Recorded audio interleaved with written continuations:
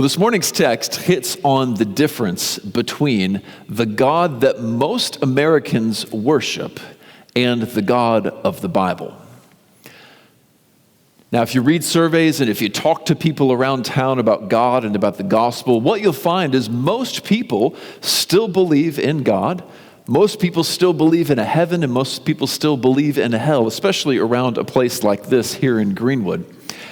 But the God that they look at is rather distant and not involved in their everyday life. And the heaven that they long to go to, you enter by being a good person and not through faith in the finished work of Jesus Christ. And the goal of life, if you would explore it enough in their hearts, you would find the goal in life is usually to feel good about yourself. And so religion begins to take this kind of therapeutic place in our life where religion helps us feel good. We go to church to help us feel good, and we read the Bible to help us feel good. And if we do enough good works along the way, since we're such good people, we can get to heaven. Now, the psalm we're going to read this morning has brought great comfort to God's people for many years. And yet, at the same time, while it does help us to rest comfortably in the intimate relationship we have with our God, it also turns on our heads the modern and American notion of a God who is distant, who is only there on occasion when we need him to help us feel better. And so we read Psalm 139 this morning, asking on one hand, would he draw us into him so that we might have a close and intimate relationship with him? And on the other hand, would he correct us of this common American religion that you can find many places on the streets of a God who is distant, who, as the old song says, is watching us from a distance? Let's read together Psalm 139. David writes, "O Lord, you have searched me and known me. You know when I sit down and when I rise up. You discern my thoughts from afar. You search out my path and my lying down and are acquainted with all of my ways. Even before a word is on my tongue, behold, O Lord, you know it altogether. You hem me in behind and before and lay your hand upon me. Such knowledge is too wonderful for me. It is high. I cannot attain it. Where shall I go from your spirit, or where shall I flee from your presence? If I ascend to heaven, you are there. And if I make my bed in Sheol, you're there. If I take the wings of the morning and dwell in the uttermost parts of the sea, even there your hand shall lead me, and your right hand shall hold me. If I say, surely the darkness shall cover me, and the light around me be night, even darkness is not dark to you. The night is as bright as the day, for darkness is as light with you. For you formed my inward parts. You knitted me together in my mother's womb. I praise you, for I am fearfully and wonderfully made. Wonderful are your works. My soul knows it very well. My frame was not hidden from you when I was being made in secret, intricately woven in the depths of the earth. Your eyes saw my unformed substance. In your book were written, every one of them, the days that were formed for me, when as yet there were none of them. How precious are your thoughts to me, O God! How vast is the sum of them! If I would count them, they are more than the sand. I awake, and I'm still with you. Oh, that you would slay the wicked, O God! Men of blood, depart from me. They speak against you with malicious intent. Your enemies take your name in vain. Do I not hate those who hate you, O Lord? And do I not loathe those who rise up against you? I hate them with complete hatred. I count them my enemies. Search me, O God, and know my heart. Try me and know my thoughts, and see if there be any grievous way in me, and lead me to the way everlasting." The words of the Lord. May all flesh tremble. What we have in these words is a look into a healthy relationship with the God of the Bible. We have a glimpse into his overwhelmingly wise lordship, and also a look at the zealous loyalty that ought to inspire in us. And so we will look at this psalm over 2 weeks. This week we'll look at the first 3 sections, which outline and marvel at God's overwhelming lordship over us, his people. And then next week, we plan to look at the fourth section, which takes a lot of work and uses some words that are kind of confusing to us a lot of times. The last section just outlines the zealous loyalty that God's lordship calls from us. So we have a great picture of his lordship over us, and then we have the zealous loyalty that lordship calls from us. The psalm divides neatly into 4 sections like that, each of them 6 verses, the first 3 doing the first one, and the last one, which we'll look at next week, doing the next one. So let's look at those first 3 sections this week in order, which picture for us how incredible a Lord he is to his people.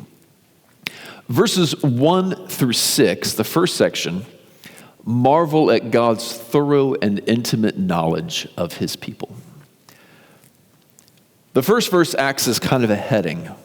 Lord, you have searched me and known me. This is a God who knows all of his people, a Lord who is not ignorant of or distant from his people, but knows each of us personally. And the verses that follow point out many things. I'll point out just 2 of them here first. First, how active his knowledge is of us. He doesn't just have a lot of information about his people in an archive somewhere that he could go and look at if we want to. Kind of like all of us have access to the public library, right? But very few of the volumes in the public library have we actually read, right? This is not how God's knowledge of us works. No, it says in 2 different places, first in verse 1 that he has searched us, and then in verse 3 that he searches out our path and our lying down. So his knowledge of us is not passive, it is active. He takes an active interest in your life, where you go, where you come from, what you do, the steps that you take. He is interested in all of these things because he is interested in you as Lord of your life. This is somewhat like the difference between if you're on Facebook or if you're on Instagram, someone who follows you on Facebook or Instagram and thus has access to all of your stuff, right? You put a picture on there, they can see it, right? The difference between that person who just has access to all the information versus the person who stayed up until 3 a.m. last night going through all of your pictures that you have on Facebook. Now that's different, isn't it? That's a person who is very interested in your life. And the Lord, in a similar way, doesn't just have access to everything that can be known about you. He is interested and searches out everything that can be known about you. This is also like the car enthusiast who buys a 1960s Mustang and pulls it into his garage and goes ahead and takes his other car and puts it out in the driveway in the sun to weather the elements because now his Mustang is there in the garage. And he knows a lot about cars, but he doesn't just have this car and have access to it. No, 3 times a week he drives it to make sure that it's idling just right and handling just the way that he wants it to handle. And once a week he gets under the hood and he tweaks every little part, measures every stick and thing that you can pull out of there, makes sure everything is just right. He searches out as much knowledge as he can get of this car because he's interested in the car. So this is a guy that you're over at his garage and you ask him, hey, how much air pressure do you put in the back tires? And he doesn't go look it up in the book. No, he tells you, no, you're supposed to do 38. I've been doing 38 and a half lately because I feel like it handles a little better, but I might go back down to 38, right? This is someone who searches out thorough knowledge of this car that he is very interested in. And the Lord, in the same way, doesn't have to go to the archive if he has a question about you. No, he searches out your path, he knows you well, and he takes an active interest in all of your doings. Verses 2 and 3 tell us a few of the things that he is interested in.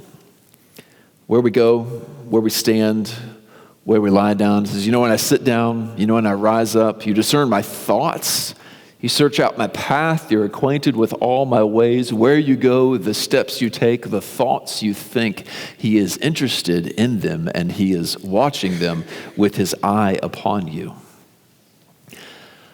I don't know about you, I may be the only one, but when I watch crime dramas, like courtroom dramas on TV, I always get really nervous because they ask the person in the stand questions like, where were you on the night of February 6th? And I often think to myself, I may be the only one, I have no idea where I was on February 6th. I guess I'm not the only one, right? Does it make you nervous as it makes me? I don't know what I was doing this February 6th. Maybe I could look it up on my calendar and find it out. Maybe I could go back to my journal and figure out what I was up to. But if you asked me, I just wouldn't know. But there is one who knows where each of us were on February 6th. I can't even remember what day of the week that was. But the Lord watches so closely and keeps such an accurate record of his people that he knows just where you were and just what you were doing at every point in every day. He knows all of the steps that we take. He knows just how many steps you took yesterday. He knows when you stand up and how much time you were spending sitting down and how much time you were standing up. And some of us have seen that there is great value in that knowledge. So much value that we are willing to invest money in wristbands that count the number of steps we take every day, right? And get apps in our phone that we can search through the data and read, you have taken 6,981 steps today. We're interested in this because it helps us to care for our bodies, make sure we're taking enough steps, make sure we're doing all the things that we are supposed to be doing. Well, the Lord knows that you took 6,981 steps yesterday. And more than that, he knows how many of those steps were real steps and how many of them were just you jiggling your wrist because you were nervous and got one more step counted in on your Fitbit, right? And he knows where all of the steps were and could trace out your path and knows if one foot was a little asymmetrical and pointed out from the other. He knows everything that there could be known about us. And he promises by oath to use all of this knowledge for our good. When you are sifting through the app on your phone and seeing, okay, on average, I'm taking 100 more steps than I was last month, you are searching out just a fraction of the knowledge that God searches out about you and knows about you in every instance. Some of you have placed great value on a scan like an X-ray or an MRI so that you can have accurate knowledge of what's going on in a certain part of your body. And so that a doctor with expertise can look at that and know just what is going on so that your body can be cared for. When there is one who is in heaven who needs no MRI machine to see inside your shoulder and know just what is going on. There is one who was watching the doctor read the MRI from his throne in heaven. And I wonder if in heaven he had 1,000 different readings about your body that he just had in front of him as he looked down upon that doctor and said, okay, in 10 seconds he's going to get it. 10, 9, just counts down. He got it. Now the doctor knows what is wrong with his shoulder. This is the intimate and thorough knowledge, Christian, that your Lord carries and keeps an interest in when it comes to your body and what you are doing. Verse 4 tells us another thing, that even before you say a word, he knows what it is. Some of us, guys who do what I do for a living, will actually pay, I don't do this, but some of them pay good money to have someone type up every word that they have preached so that after they're done preaching, they have a full manuscript that they could easily turn into a book for what they are doing.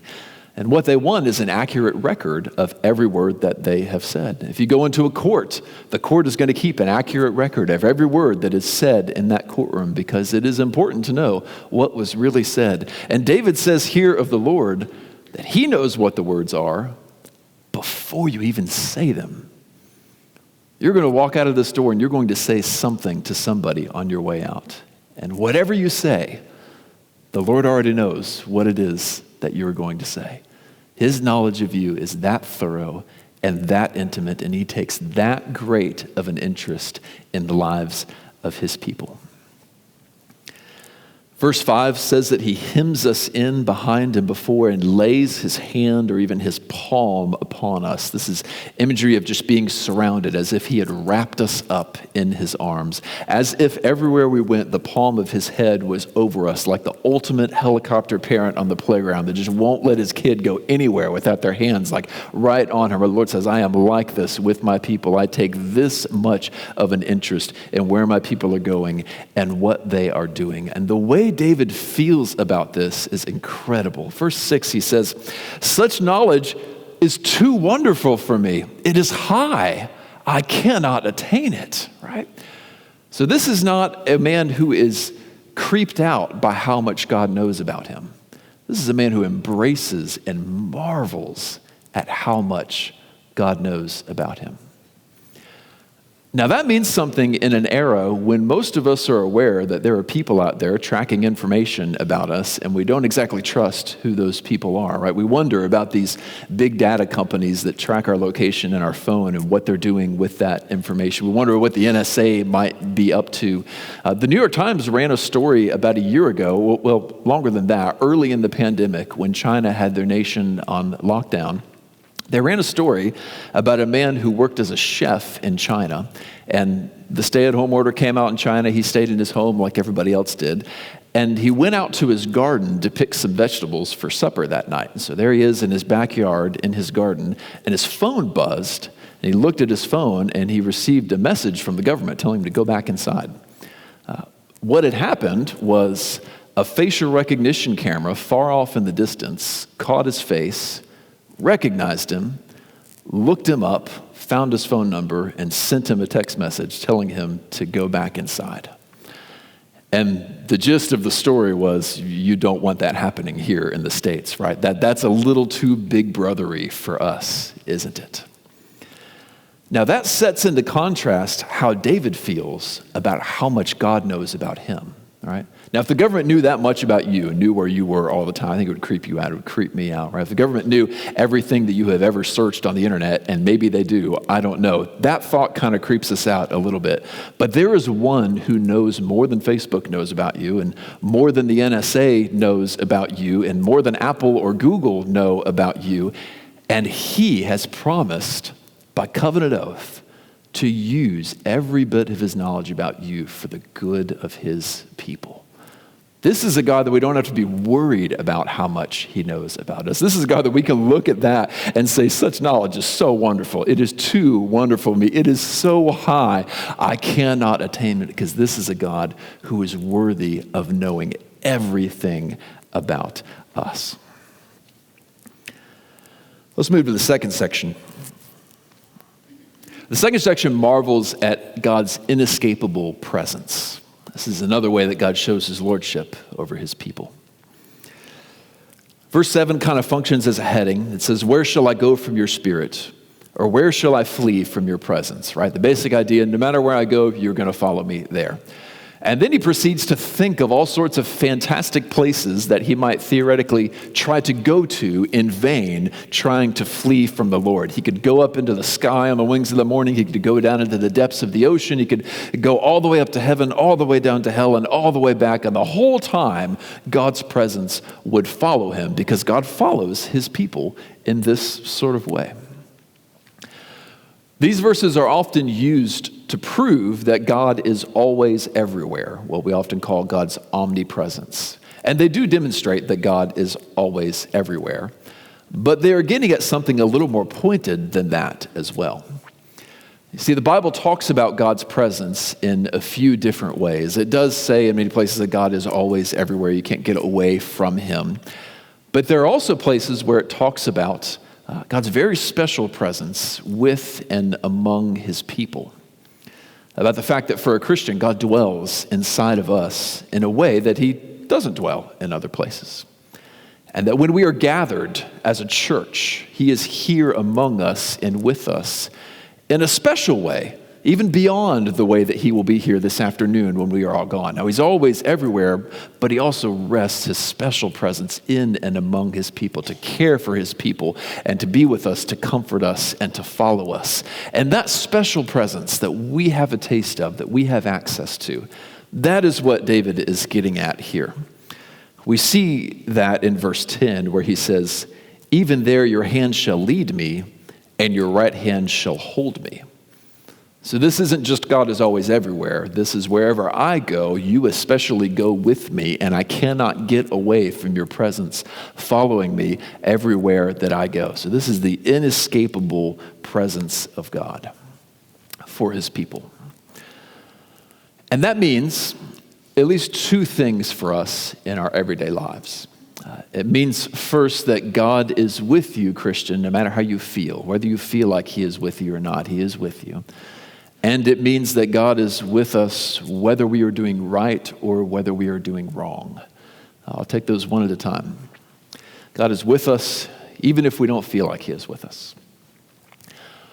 One of the most liberating messages of the Christian life is that your feelings are not in charge. If you wake up in the morning and you feel like $1 million, you are not more valuable because you feel like $1 million. And that's good news, because 3 hours later, when you feel like trash, you are not trash because you feel like trash, right? Your feelings no longer have any authority over who you are, how valuable you are, what is going on in the world. We have a new authority, the voice of God speaking to us through his word. So all these topsy-turvy feelings that torture us and take us all these different directions, we can take that ride, but it's not an authoritative ride. No, the truth comes from God's word. Now that's a freeing message. And one thing that it means is that when you sit down in the morning with your Bible open and you seek the Lord and you say to him honestly, God, I do not feel like you are close right now. Well, that's a true statement. You don't feel like he is close right now. You can tell him that. But his response is, I'm there anyway. God is with you all the time, Christian. He says there is no place you could go to escape from my presence. There is no depths that you could feel as if I weren't there that would suddenly make me leave you because, that person doesn't feel like I'm there, so I'm going to leave. He says, that's not how I work. I follow my people everywhere that they go. And so even if you don't feel like God is with you, even if you're sitting in the pew right now thinking, this is a dry morning for me, I do not feel God's presence, Christian, he is with you and he is with us right now. Second thing it means is that God is with you even when you're doing wrong. And that's a scary thought. Some of us have places we go where we trick ourselves into thinking we're alone, and then we try to get away with that one sin that we don't want anybody to know about, with taking that one cigarette that we don't want anybody in our lives to know about, or cheating on our diet that we promised that we weren't going to cheat on, but we're alone here, and so it's okay, right? Or looking at that thing on the internet that we shouldn't be looking at, but here I've convinced myself I'm alone, and so I feel comfortable doing that thing. Some of us have places we try to go to flee from the presence of God so that we can indulge in sin and then step back into our lives with accountability and other people in our lives. And the Lord says here, there is nowhere you can go to flee from God's presence. If you have a place like that, I want you to imagine that now. Is there a place you go to be alone so that you can indulge in some sin? What's around you there? What kind of objects are there? What kind of sounds do you hear in that place? I want you to know, in that very place, God's presence is with you. You cannot escape from his presence. And the next time you are there, I hope you will remember these words, verses 7 through 12. Where shall I go to flee from your presence?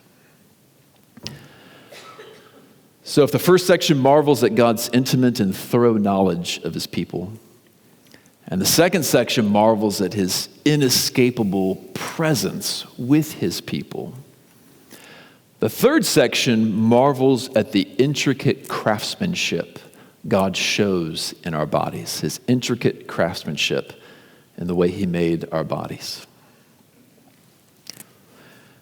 This section starts out again in verse 13 with a kind of a heading statement, a summary statement.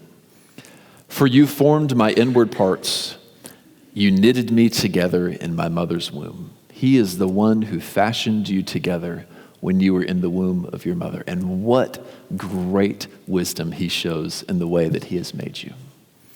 You have never seen in all of your life, of all of the wonders you have seen God made, all the natural wonders, of all the things you have seen people make, like buildings and cars and pulpits and phones and all the exquisite craftsmanship you have seen, you have never seen craftsmanship like the human body, which God has been pleased to dwell your spirit within. You have never seen craftsmanship like the human body. Your eyes have never seen anything more exquisite than they themselves are, except for the other people that you have seen. This is the level of detail that God puts in your body. And I could spend many, many sermons just going through the wonders of the human body. Every time you go to the doctor, you're probably amazed. You see an x-ray and you think, what is this thing that God made? I'll just give you one thing that we can marvel at this morning in our bodies, and that is the knee. If you have ever had fully functioning knees, some people, their knees have never worked. Some of you, your knees used to work and they don't anymore. Some of you, they work fine and you're glad for that. If they've ever worked, just marvel with me at what the Lord did in your mother's womb to you. When you were 12 weeks old, 12 weeks after you were conceived, you had what doctors call limb buds, 4 of them, all right? 2 that would become your arms, 2 that would become your legs. I saw a sonogram of one of my daughters in this stage once, and she looked like a gummy bear. So just imagine a little gummy bear with wiggly little limbs, or maybe like a Teddy Graham, like that kind of thing. It's about what you look like. Little buds coming out of there. And each of those buds had one big, well, not big, but one bone in it that went the whole length of the thing, right? And this magical thing happens at 12 weeks after conception. That bone just somehow knows to split into 2, forming your upper leg and lower leg. And then all of the cells just seem to know what to do to come into place. Some of them start to form ligaments. Some of them start to form tendons. Some of them form muscles, and they form the same type of muscles and ligaments and tendons in every person wonderfully. Doctors call this self-assembly. The knee just self-assembles. It just all comes together like this. And the thing that they say is we don't know how it self-assembles. It just does. It's just a mystery of medicine. What you wind up with is these 2 bones that come together in sort of a ball socket kind of way, but I think it's a little different than that, and 2 either ligaments or tendons that function like rubber bands, one going like this in the knee and the other one going like that. You get those 2 bones and those 2 ligaments or tendons together like that, and now the thing can bend back and forth without sliding out of socket. If just one of those things is not made correctly, your knee doesn't work. We look at that and we marvel and we say, we don't know how the human knee assembles itself like that. Except we do.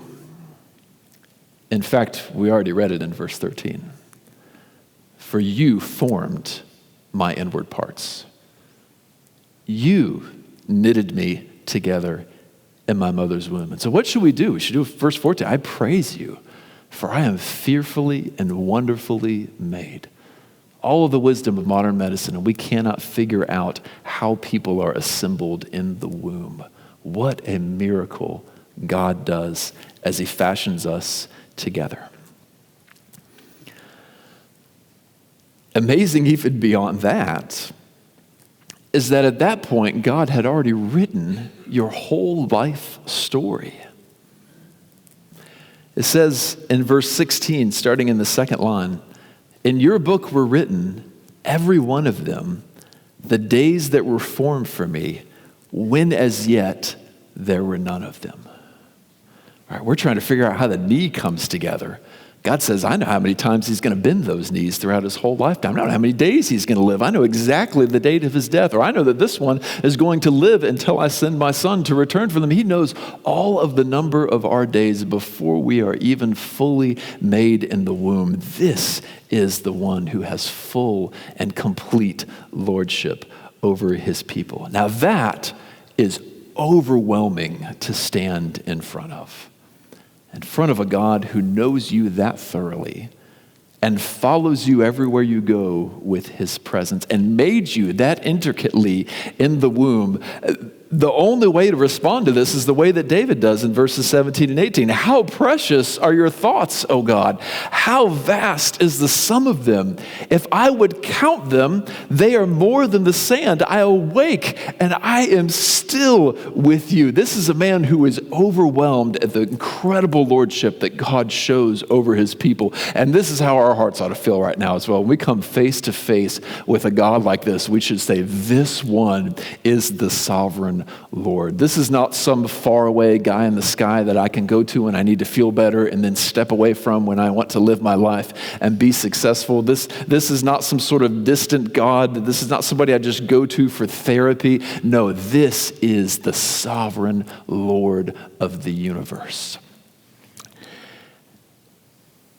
And I hope what you can see here is that when a God knows you this thoroughly, and when he follows his people around this closely, and when he made you that intricately, when a sovereign Lord like that requires full loyalty from his people, I hope you can see that he is worthy of it.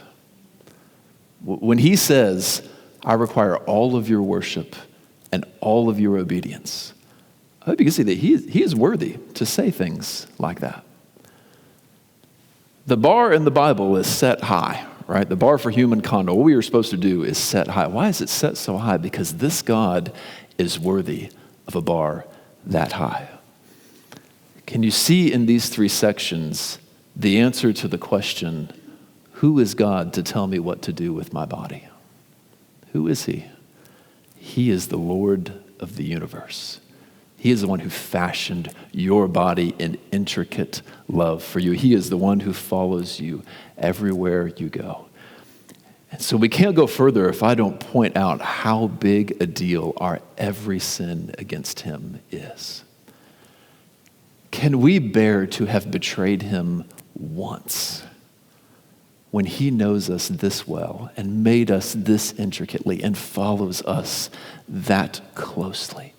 Can we bear to know that we have betrayed him even one time? No, how grand, how big a deal is our every sin and betrayal against him. And the reason I want you to see that is so that we can see just how greatly in need of mercy we are. We are ones who go before him in need of his grace, in need of his mercy, because this great God, every sin we have ever committed, we committed against that God, against the sovereign God of the universe. And yet our God sits in his throne in heaven, ready to receive the death of his Son as full payment for all of our sin. Now we saw earlier, that all the days in the book are already written for us, right? God knows every sin we have ever committed. He also knows every sin we will ever commit, right? And what he is willing to do from his throne in heaven is hold that book open and take his stamp that says paid and just mark it on every single sin we have ever committed. And every sin we will commit in 2028, paid for. Every sin we will commit in 2032, paid for.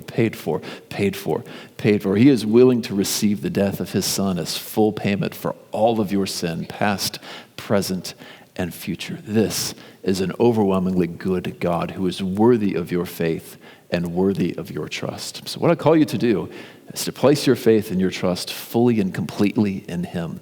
He would rejoice to grant you forgiveness this morning if you have not received it already. So place your trust in him. Place your faith in him. Would you turn from sin and follow him in loyalty? Next week, we continue on in the last section, which will take quite a bit of effort. The last section is going to point out for us just how zealous the loyalty is that God calls from his people. Now, a God who is willing to save people that greatly, he's worthy of loyalty, isn't he? What does that loyalty look like? Well, we have a picture of that in the last section. We will look at that next week. For now, let's pray and let's ask the Lord to give us a great and breathless view of him through the psalm.